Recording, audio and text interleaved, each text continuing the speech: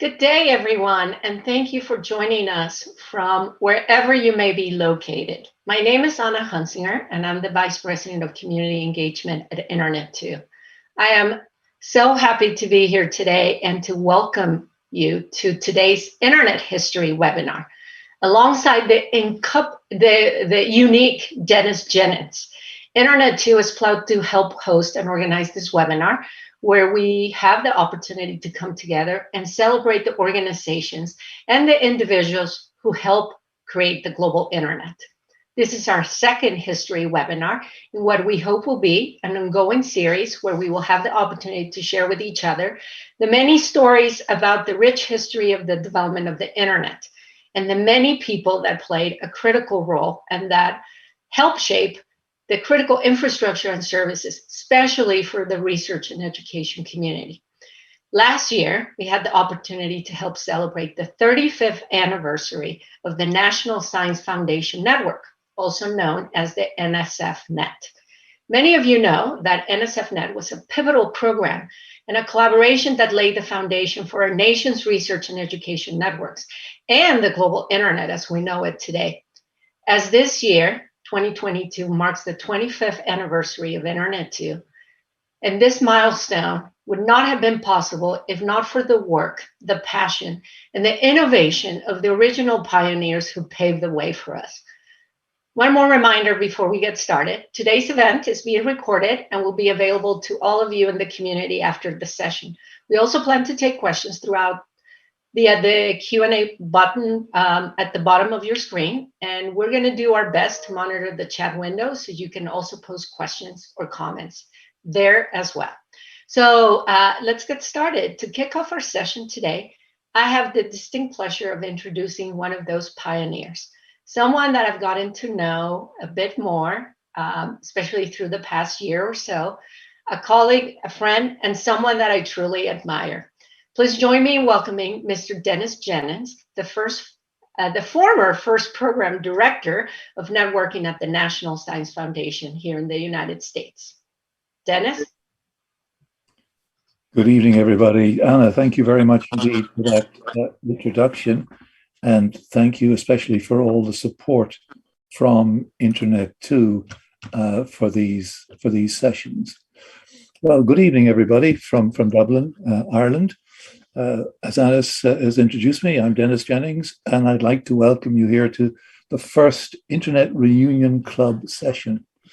The Internet Reunion Club is a fancy name for an excuse for us older, perhaps more charming, more mature, but definitely older Internet guys to get together in person and or online from time to time to chat and to reminisce.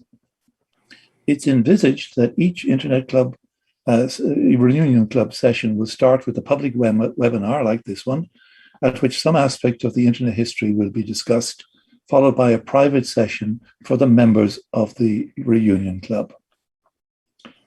Today, we will be talking about the NSF-Net. The NSF-Net, starting in 1985 and winding up in 1995, was an extraordinary achievement and evolved over that period of time into the global internet that we know today. We could look at the NSF-Net in a variety of ways as a dramatic policy, political, and financial investment by the US federal government that was successfully transitioned to the private sector, or as an extraordinary technological development as communication speeds went from kilobits to gigabits, or as the forerunner of the global information infrastructure as search tools and information access tools, including the World Wide Web, were developed, and definitely as the foundation for the global internet. Today, we'll explore this last aspect of the NSF-Net, the privatization and commercialization of the internet infrastructure, as the NSF-Net regional networks, part of the original design of the network, evolved into internet service providers, and the US federal government funding for NSF-Net was withdrawn. Our speakers today are Glenn Reichert, Elise Gerich, and Susan Estrada. Glenn Reichert headed the academic computing and networking at the University of Maryland and he led the Suranet Regional Network project from 1982 to 1993. In that role, he set up the first Internet exchange point in 1988, located in College Park in Maryland, and it connected the original federal TCP/IP networks and the first US commercial and non-commercial networks. And later he extended that into May East, the metropolitan Ethernet across Washington. He's also served on boards of public companies and numerous non-profit organizations, including the Internet Society and PIR, the Public Interest Registry. Glenn was inducted into the Internet Society Hall of Fame in 2013. Our second speaker is Elise Gerich, who served as Associate Director for National Networking at the Merit Network in Michigan. And while at Network, she was the principal investigator for NSFNet's T3 backbone project and the Routing Arbiter project, which we'll hear more about. She has also served as co-chair of the IEPG, the Internet Planning Group, chair and co-founder of NANOG, the North American Network Operators Group, National Science Foundation's representative on the Federal Engineering Planning Group, and a member of the Internet Architecture Board, the IAB, the top board of the Internet Technical Structures. Later, she served as vice president of the IANA, the Internet Assigned Numbers Authority, and its successors from May 2010 to January 2018. Elise was inducted into the ISOC Internet Hall of Fame in 2019. Our third speaker is Susan Estrada, who founded SURFnet, one of the original NSFNet regional networks in 1988. A commercial network from the get-go, as we'll hear. Through her leadership and collaboration with PSINet and UUNet, the two big initial commercial networks, Susan helped form the Commercial Internet Exchange, or KIX, enabling the first commercial internet traffic to be exchanged. Nowadays, she's happily retired, but loves surfing her memory and archives and reliving some of this the heady days of the internet growth. Susan was inducted into the Internet Society's Hall of Fame in 2014. For the panel discussion and the Q&A session, we'll be joined by Guy Arms, the founder and director of the NSFNet regional network, Sesquinet, based at Rice University. Sesquinet linked Texas universities incorporated together and with the backbone of the NSFNet. The panel itself is chaired by the legendary Dr. Stephen Wolf, one of the many founders and fathers of the internet. In 1986, Steve became the division director for networking communications, research and infrastructure at the National Science Foundation. I had served the previous year in 85 in an earlier role and had made some of the earlier design decisions. But Steve managed and developed the NSFNet project to its extraordinary success and eventually to its replacement by the global internet. This included a national backbone network in the US, interconnecting the supercomputer centers, the NSF supercomputers, the NSFNet regional networks, the Federal Research Agency networks, and a whole host of international links to research and education networks. Steve also conceived the Gigabit Testbed, which was a joint project between the NSF and DARPA, designed to prove the feasibility of IP networking at gigabit speeds. And that was a remarkable success.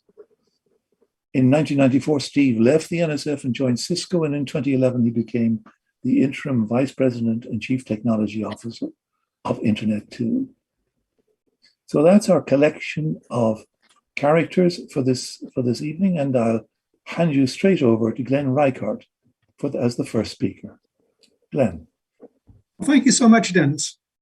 I think that the NSFNet was a truly remarkable achievement that a lot of folks had a lot to do with, including you. So I was going to tell you a little bit about the story of SURANet.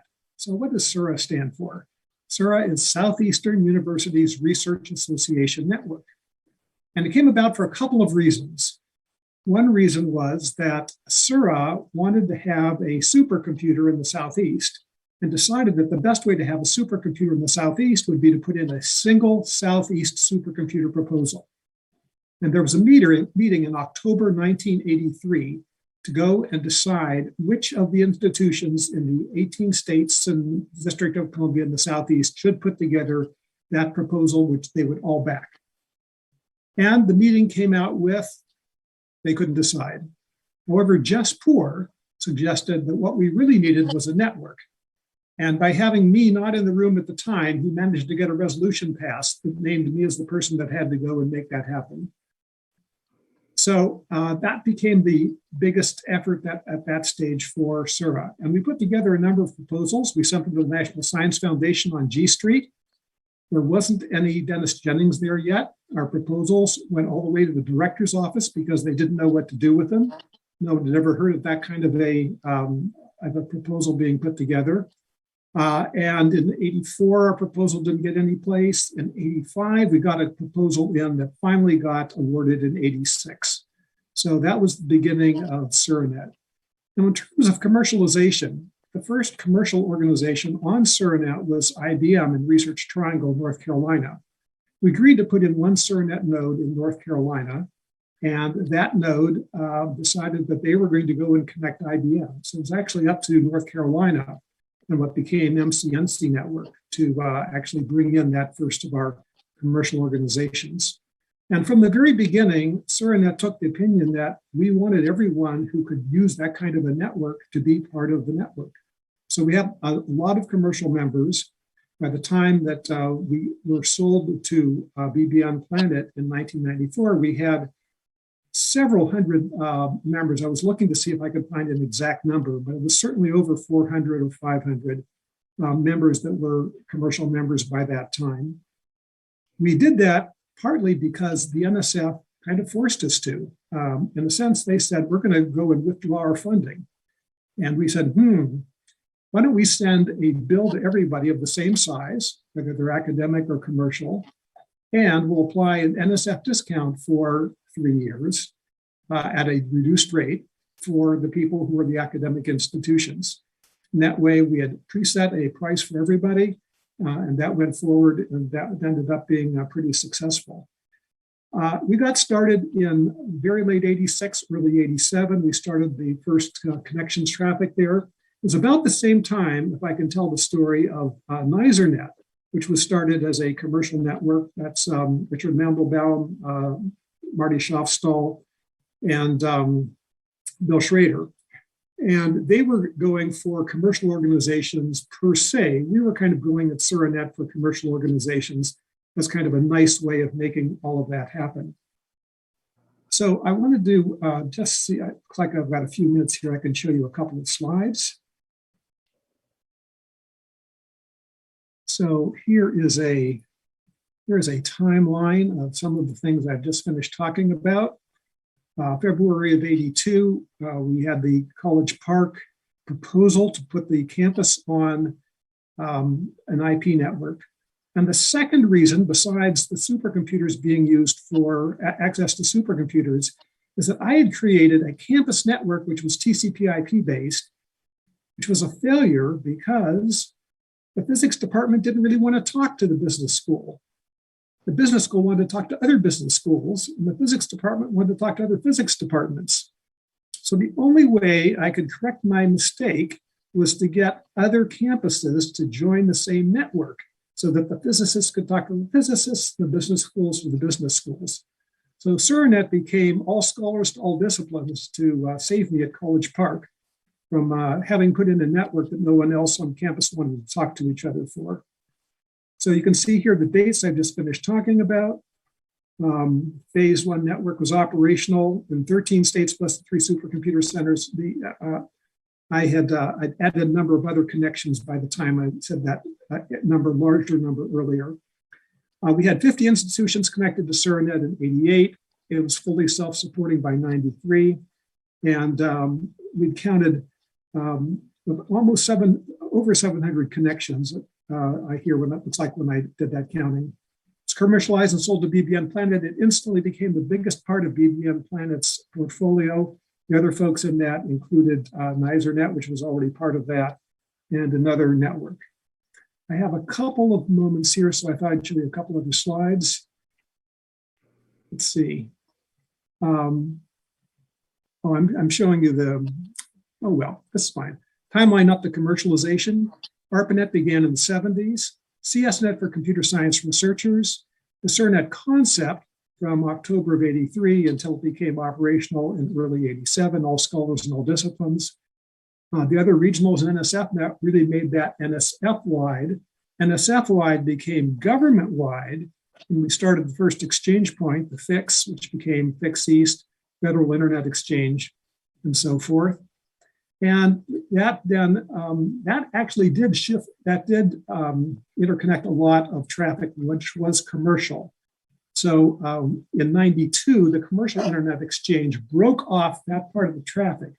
It was all part of the same layer 2 network. It was running on May East, which was Mid-Atlantic Ethernet East.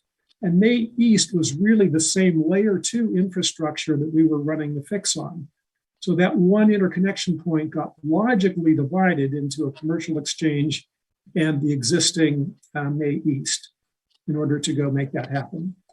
And with that, I'd like to turn the story over to Elise Garrick. Thank you, Glenn. Hopefully, Kelly, if you could run my slides for me, I'd appreciate it.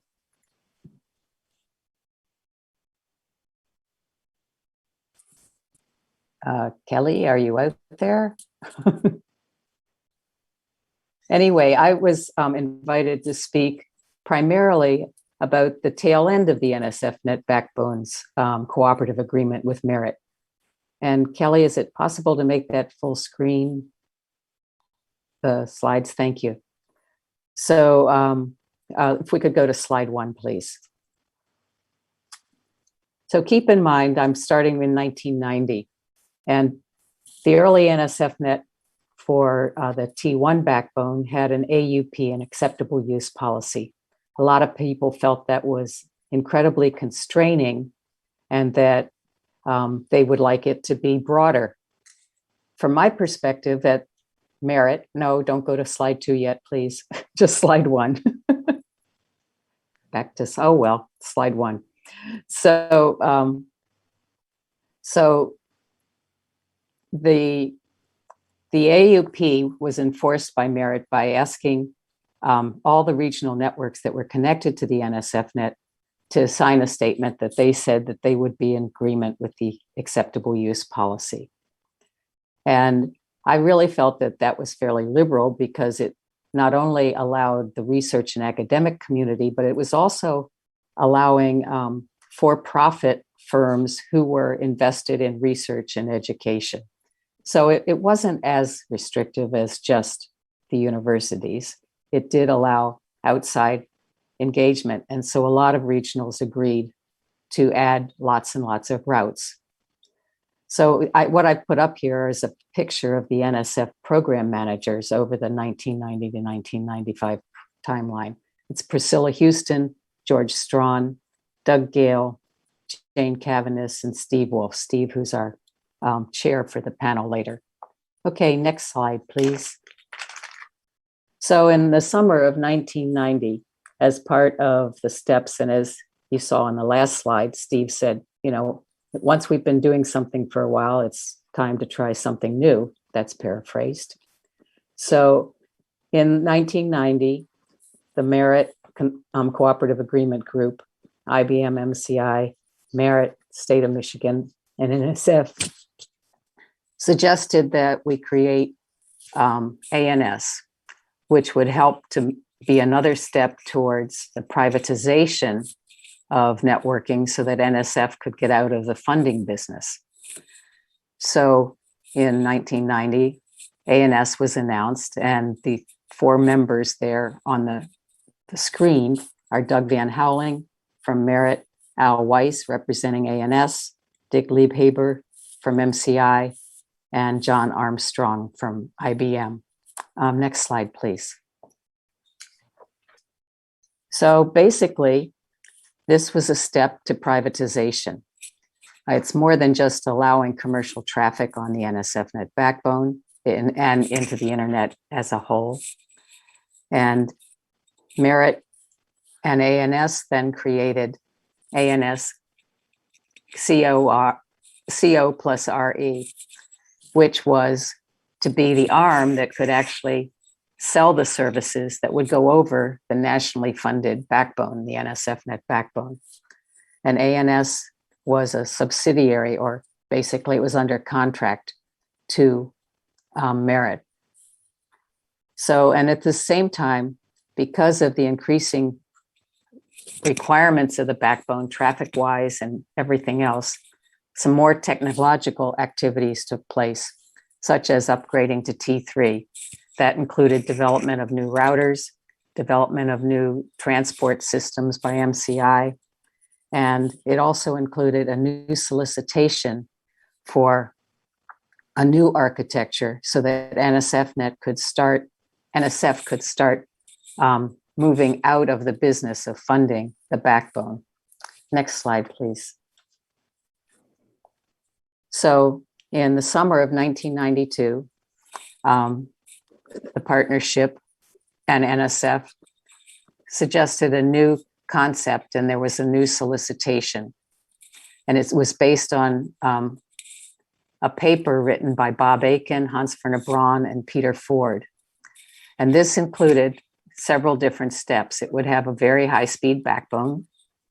It would have network access points, which were basically a lot like the KICS and the FIX and May East, et cetera. And it would have a routing arbiter, because one of the things that the NSFNet backbone introduced was the policy routing database, which helped to make sure that routing was not a mess, because early days it could be messy with loops and everything else. And the policy routing database introduced a lot of policies that made sure that you didn't introduce routes to yourself when you were initiating them. That's just a very simplification. And it also provided regional network awards. This was a step towards NSF moving the funding for infrastructure of the backbone, the internet backbone, to the private sector. And the award winners were the VBNS was awarded to MCI. There were 4 network access provider awards: Sprint, MFS DataNet, Ameritech, and PacBell. And Merit and ISI shared the Routing Arbiter Award. So in April of 1995, the NSFNet backbone was dismantled. And this was a big step towards moving towards privatization of the internet. And I know that graph is a bit of an eye chart, but for those of you who can't tell, it shows that the packet growth in the years that the NSFNet cooperative project was in place went from 0 packets to over 90,000 packets. So last slide, please. I just wanted to put up this poem that was written by a colleague of mine at Merit as we shut down the network. And the picture is of the Merit NSFNet NOC. And this was written by Sue Hares. That's Sue, Hares, because there was another Sue Harris, and we don't want to confuse the two. This was by Sue Hares. And thank you. I'd like to turn this over now to Susan Estrada.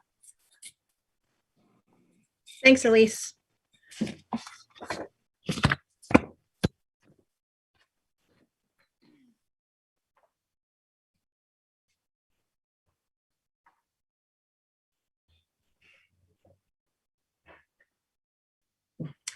Here we go. Thank you. I'm happy to talk about the SurfNet story today, and also the KIC story a little bit, chalking up another victory for truth connectedness in the internet way. Next slide, please. Well, I wanted to talk a little bit about SDSCnet first. The San Diego Supercomputer Center was where I started with this research and education networking. And we had actually created a star network in 1996 to all of the universities who are using the supercomputer center or the supercomputer, our Cray. We had a 1200 baud TimeNet connection. We hooked up to the ARPANET in the spring of 96. And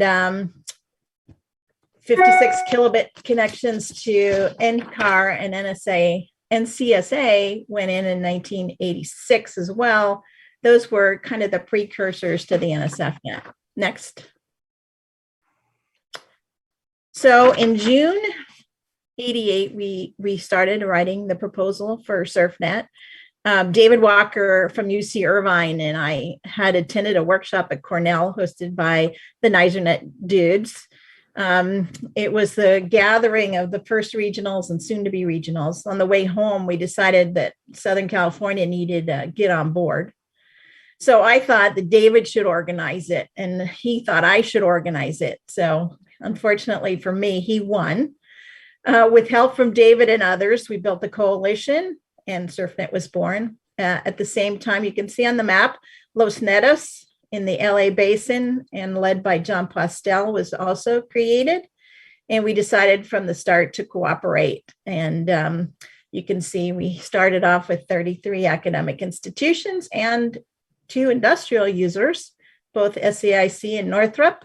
And in the proposal, I found the words, weirdly, I had a copy of the proposal in my pile of crap. Businesses in the region will be encouraged to affiliate with the network. So we really shout out with the idea that we would use businesses to be part of our network right from the get-go. We actually were up and running before 1989 when we were funding. Excuse me, and Susie Arnold and Karen Armstrong were the core implementation team. Next slide, please. And here's our dedication party in July of 1989. My newborn daughter was 6 weeks old. I came to work. I smashed a fake champagne bottle with vent over a fake Cisco router to christen the new endeavor. Next slide. And I found this in the archives too, and I think some of you might recognize yourself in this diagram. I bet many of you can see yourself. And we had a good and fun company. It was really quite a heady time. Next. In 1990 and 91 were very busy years of growth and expansion. In 1990, SurfNet won the Interop Achievement Award, thanks to Dan. Hi, Dan, I saw you were on. And we deployed a new service called Dial and Surf, which was one of the first dial-up connections. In 91, we put in 3 international connections to Brazil, Mexico, and South Korea. We had our 2nd anniversary, and we had grown to over 100 members by that time from our original 30 plus. A Fred Mail Gateway was added to SurfNet, and it allowed internet access to K-12. So Yvonne and Al, I saw Yvonne was on here too. And SurfNet joined with PSI and UUNet to form the KICS. So next slide, please. Hi, Vint. So I'm going to talk a minute about the commercial internet exchange. There were 3 networks that were involved, UUNet, PSINet, and SurfNet. The people were Rick Adams and Andrew Partain from UUNet, Bill Schrader and Marty Schofstall from PSINet, and me and Susie Arnold from SurfNet. And we all got together in Bill's condo one evening and hammered it out and decided that we were going to go forward with this. The point was to provide a neutral connectivity among cooperating carriers, no restrictions on the type of traffic allowed, and no settlement. So no charges based on traffic volume. We announced it in 1991 March, and we went live at the KICS West Santa Clara interconnection in July of 1991. And why did we do it? Because our customers wanted it. At the time, there was a lot of NSFNet, NREN drama, ANS poaching, interconnect fees, settlements. Our customers were getting a little frustrated, as were we, with all of the drama. And we decided this was a quick and dirty way to get past the drama and move on to actually commercial internet service. Next. In 92 and 93, commercial traffic was allowed. We had 24/7 support, which we actually had from the beginning because we had the luxury of being in the supercomputer center where somebody was there all the time. At this point, though, we now had T3s. We had tons of different dial-up services. And luckily for us, we had a great name, so we could have clever names for the services. And we did start Surf and Safari, which was a SurfNet in the K-12 classroom. Yvonne came to us one summer and developed a curriculum activities, and we sold that to teachers. So they got the curriculum activities, they got a connection to Dial and Surf Unlimited for free. And it turned out to be a really great starter for getting K-12 teachers online. Next. And by 1994, I was no longer with SurfNet, but I did find this map, and you can see that the basic topology concept was still in play, with major universities serving as hubs and many spokes coming off of them. Next slide.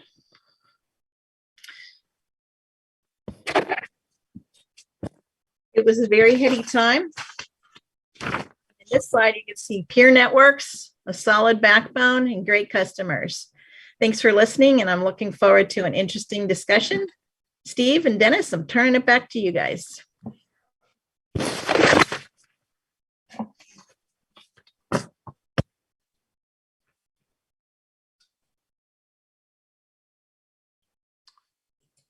Well, I'm here.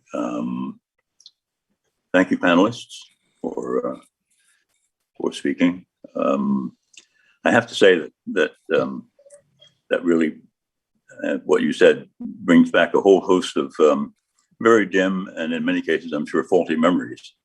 But one thing that struck me, partly from what you said and from some of the material that Dennis circulated before this session, was the extent to which the NSFNet started out with basically homemade routers, the fuzzballs for the 56 kilobit network, the giant IBM conglomerations for the T1 NSFNet. But ultimately, networks started using commercial equipment, and I wonder how that transition happened. For example, I know Dennis, when you started JVN CNET, you were using Baxen for routers. Sergio, hi Sergio, came and I think bought Cisco. I wonder, for example, how SDS CNET started out. Whether they started with homemade equipment or immediately with Cisco.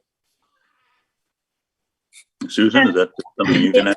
Yeah, I know that. We actually, Sid came from the DOE world.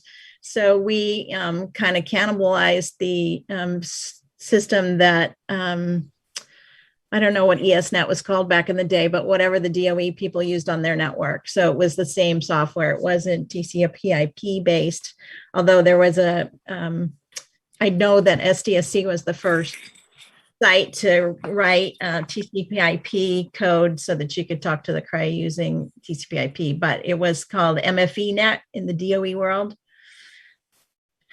So I think we used ANF10. Well, and at Merritt, this is Elise. At Merritt, they had their own Michigan control protocol and ran that on their own boxes. So it took a while to transition to TCP/IP.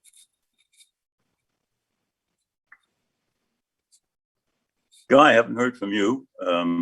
What were things like in Texas and Susquehanna and its successors?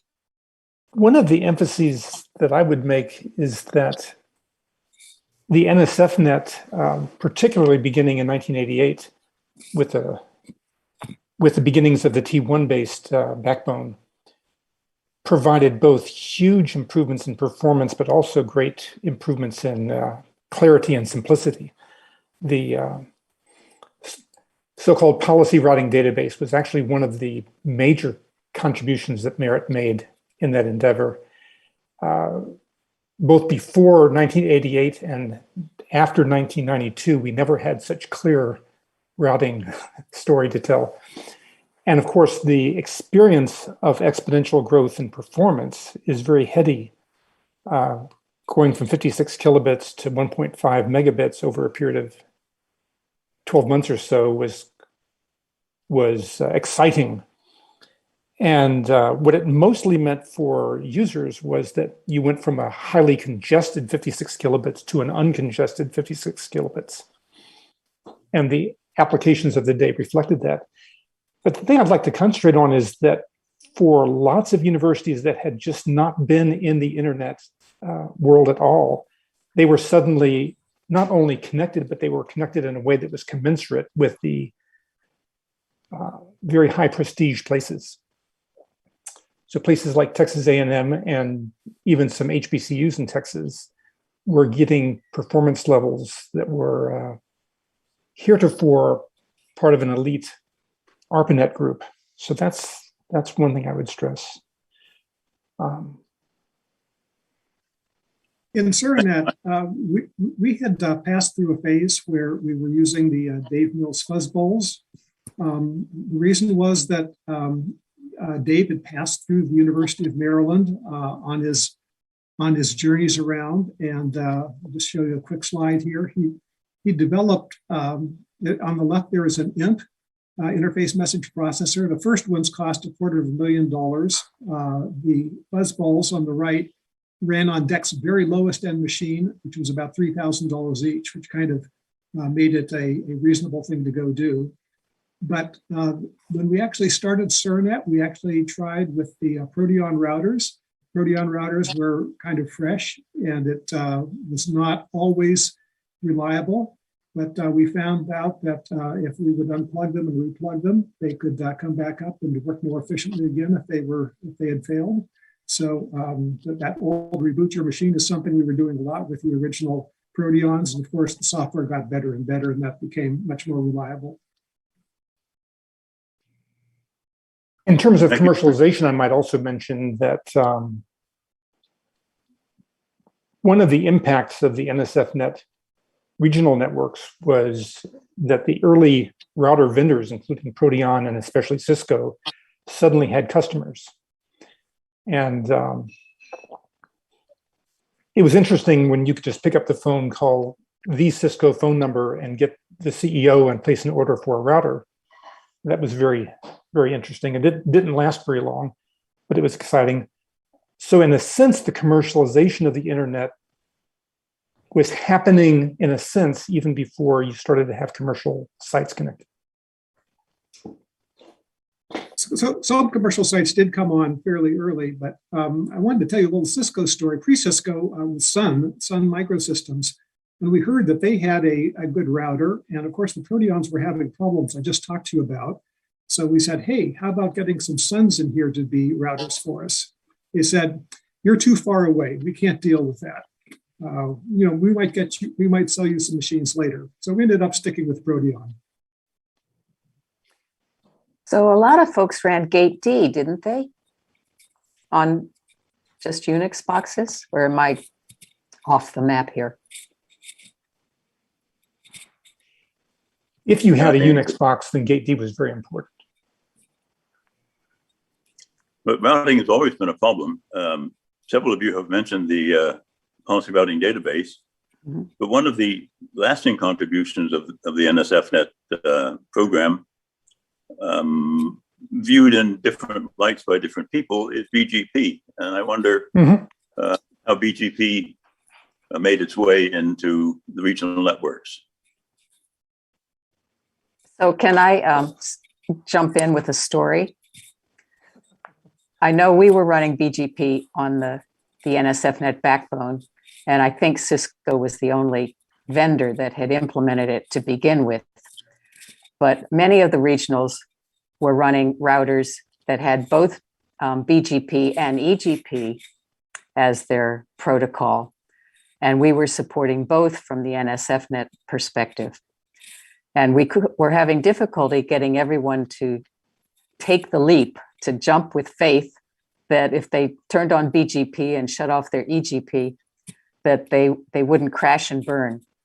So this is the great thing about a research and academic network, is sometimes you can just do stuff. And so one night we turned off PSC's, Pittsburgh Supercomputer Center's, non-BGP routing announcements. And so they ran for all night and most of the next day, just using BGP routes. And oh my gosh, everybody sort of fell over and started using BGP. But it wasn't like we had an agreement. I think we just sort of decided to give it a try. And if it broke, we could always bring up the other connection. That's my recollection. If I can speak of the pre-NSFNet backbone era, Elise, before the T1 backbone, there are some fascinating stories dealing with the interconnection of NiserNet and Suranet, who, as it happened, were both running the RIP interior routing protocol. And for reasons that at the time no one understood, it worked in ways, as I say, in ways that were beyond what was intended by the design. Strange interactions between the RIP protocol and its notion that 16 was infinity, and notions of default routes made things work in ways that only months later they understood why they were working. And then, as I say, during the backbone, not only was there great performance, but the backbone architecture, the regional/backbone architecture, which more or less allowed most people to use default routes most of the time. In a sense, that was a world in which EGP was adequate, whereas before the backbone, EGP was really failing badly. And it's important that BGP did arise by the early 90s when unanticipated patterns of connection were being built. Steve, Dennis here. Can I jump in if you can hear me? I'm curious as to how important interop was in this whole saga, in the development of the product side, the commercial product side. Do you mind if I ask that question of the panel? You've done it. Indeed.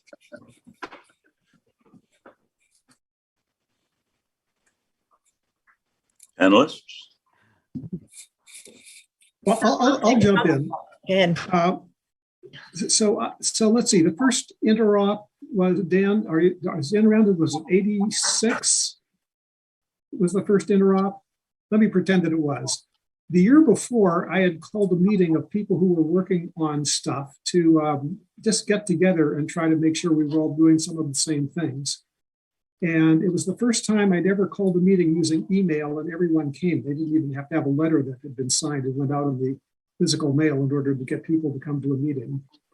And Dan was one of the folks that was there. And he said, "When are you planning on holding this meeting again next year?" And I said, "No." And he says, "Well, I'd like to hold this meeting." And I said, "Great, we'll send everyone to your meeting." And so we got also really good attendance at that first interop.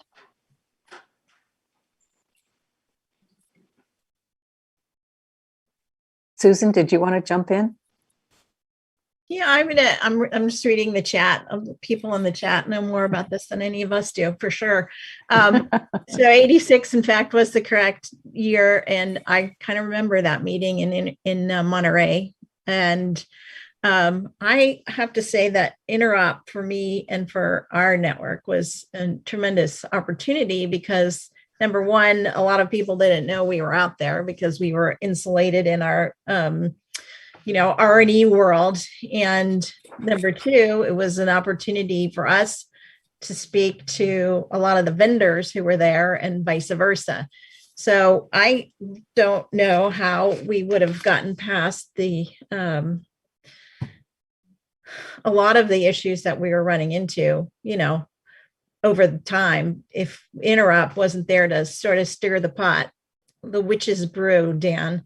And I was reading through some of the archive information I have, and, in 1992, one of the big things for us was to try to convince people that the internet was a cool thing and they should use it. And, now we worry about, where we should put our selfie mirror, so, I mean, we've come quite a distance. And I think Interop was kind of a pivotal place for us all to get together and yak about this stuff in a different way than we would have had any other way.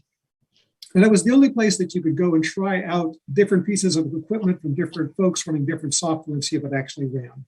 So it was really important at the beginning because of the true interopness, the plug tests to go and make sure that things would work together. And that formed a very important function from that point of view. I agree. I think interop was a key, often overlooked activity that happened and supported the growth of the internet by allowing there to be non-proprietary solutions, because all the equipment had to talk to each other. And, if you looked at other backbones before then, you had to buy vendor A because you wanted to talk to your other equipment that only spoke vendor A's proprietary software. And so interop allowed that interoperability, that's why it has that name. And it moved us from proprietary solutions to ones that were able to be explored across the world, in different kinds of platforms. It was really a great thing to help us grow. I certainly would agree that interop was very important in the early days. I have another question having to do with the commercialization and privatization of the NSFnet. Of course, NSF had a fairly strict acceptable use policy, which was dictated by its advisory structure. But as you all know, it was enforced more in the breach than in the observance. Although, sort of in Washington, what do we know, right? The contact between NSF superstructure and the regionals was basically through the program directors for networking, who you've already heard: Priscilla Houston, Jane Cavaness, George Strawn, and Doug Gale. And I'm wondering, they were sort of given the instructions not to be too strict about the AUP when they talked to the regionals and universities. And I was wondering if any of you had any experiences with discussing that particular topic with those particular people.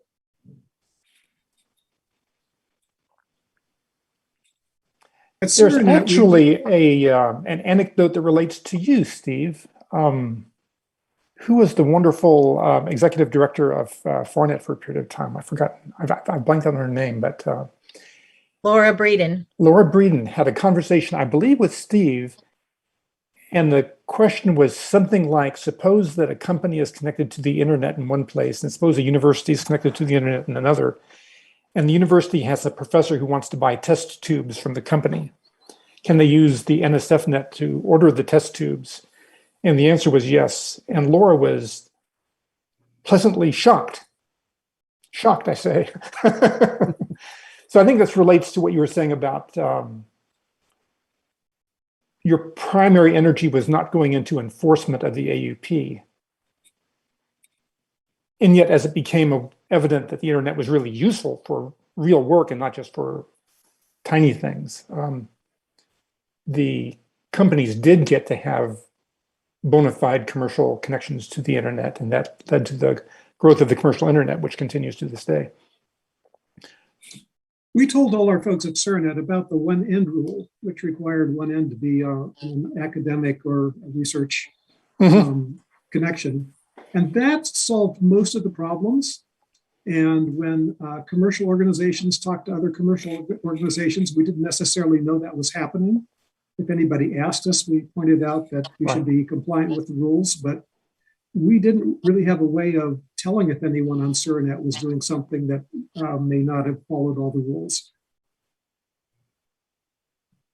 There really is another important driver of the commercial internet that is often not pointed out.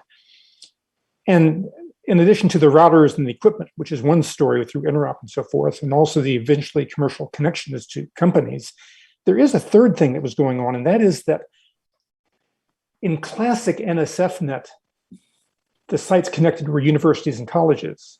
And initially that meant computer scientists or supercomputer users. Eventually it meant students and faculty of all departments, which eventually became enormously useful. But it also percolated to the dormitories. And it's important to note that the American university is a strange institution in that every spring, a university gets rid of its 25% smartest people, and they go out into the world. And so think for a moment about the undergraduate students who had been exposed to the NSFNet in the early 1990s, who graduated. Then they went to join companies and explain to the companies how great the internet was. And they also went to apartments and homes and started finding out, how do I get on residential internet connections?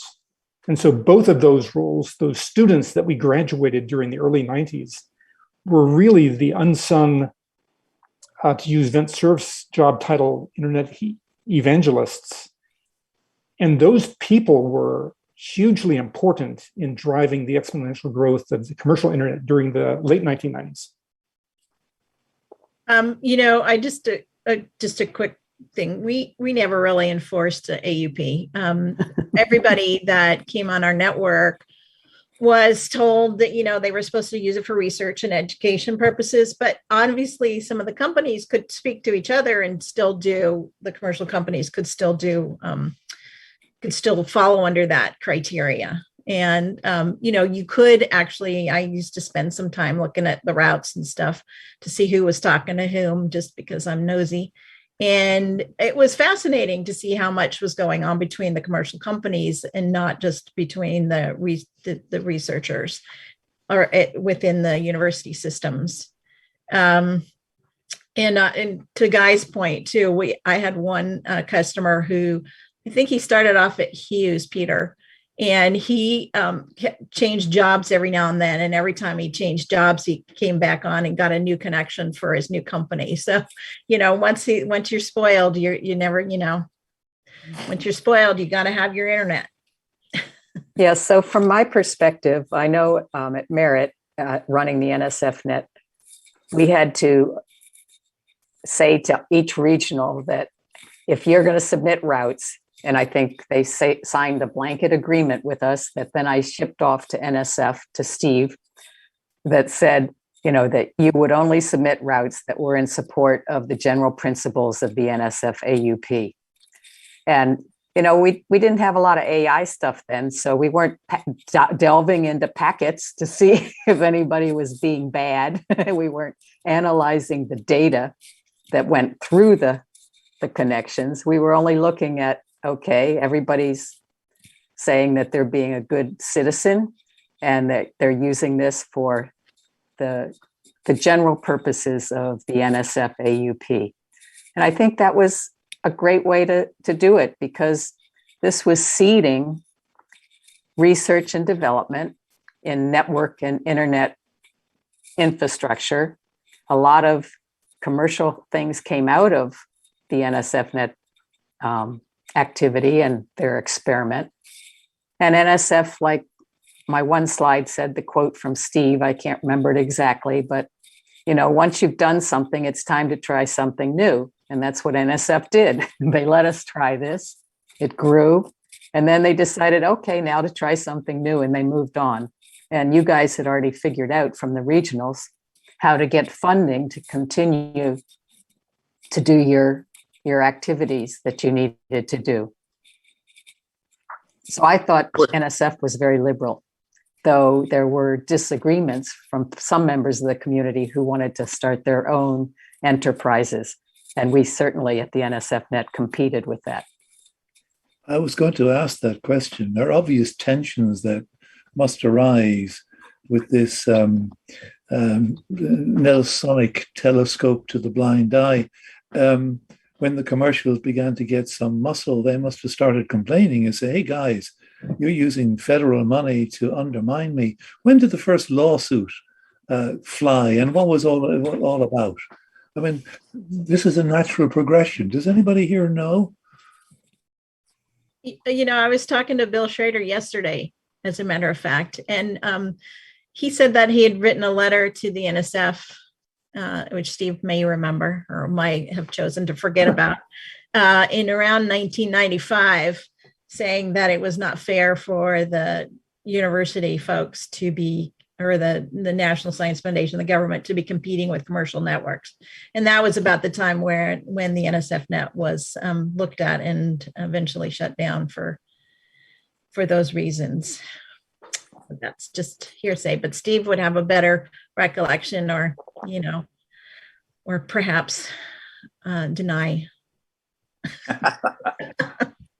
That's true. Well, in a sense, it all became moot in 1992 with the passage of the Voucher Amendment, PL 102 mumble, which said it was perfectly okay for commercial traffic to use the NSFNet, provided it didn't materially hinder the R&E traffic. But yes, a lot of that came about because of the quite natural competitive concerns of people like Bill Schrader and Rick Adams and others. I think probably in my recollection, a good bit of my last year at NSF was spent answering various Freedom of Information Act requests from Gordon Cook and others, and coping with the IG investigation which went on. One of the organizations that played a major role in the development of the internet, but hasn't been mentioned here, is the IETF. I was wondering if, to what extent the regionals had interactions with the IETF, attended IETF meetings, kept abreast of the RFCs and so on. Yes, very Any much. comment on that? Very much. In fact, there was a period of time when I chaired a so-called interconnectivity working group, which had to do with sorting out the problems that were latent in the EGP protocol as the topology of the internet became more interesting. And the primary concrete deliverable was an unintended one. We had strict marching orders not to create a new protocol, but the primary thing that came out of our working group was the creation of BGP. Yeah, the regionals had to stay very much up with the IETF, and we sent lots of folks to the IETF until commercial equipment became more stable. Because in the beginning, the commercial equipment was not quite as stable. You had to understand what was going on. Why was it doing this? What standard was it operating with? Why wasn't it doing this other thing? By the time that Cisco and other folk came up with much more reliable routers, that decreased the need for the regionals to be attending the IETF. But I have to say that a lot of folks who started continued. They just weren't doing it because it was under regional cover, but they stayed involved in the internet community. I know Merritt was very engaged at the IETF, not only through the NSFNet project, but the Merritt engineers, Mark Knopper and others, were quite engaged in the IGP protocol wars in the IETF. And that was something that they continued to be active in. Thank you, folks. I was just one quick, Kate, I was on the IESG for a couple of years in the early 90s, I guess. And I was one of the co-chairs of the operations group. And it was an interesting thing because the IETF was really looking at the future, and operations looking at, holy shit, what just happened. And so we had a really hard time kind of trying to figure out the point of operations within the IETF. Thank you all. I'm being prodded by Anna that our time is up. So Anna, take it away. And thank you. Thank Thank you, you. Steve. And apologies to have to jump in, but we are at time. So please join me in thanking Glenn, Elise, Susan, Guy, and Steve and Dennis for joining us today and for lending a little bit of your time and in sharing the stories. Thank you so much. Thank you also to all of you for joining and for the great participation in the chat window and your comments. And please keep them going. We hope to host another one of these in a few months, so stay posted for more information on that. And again, a recording of this session is going to be available and through the Internet 2 website in the Internet 2 Community Voices webpage. Please do us a favor and take just 2 minutes of your time to fill out the survey that's going to appear after you leave the session. Thank you, everybody, and have a great day. Thank you, Thanks, Anna. Anna. Thank you, panel, and good Thank you evening. all. Thank you all. Record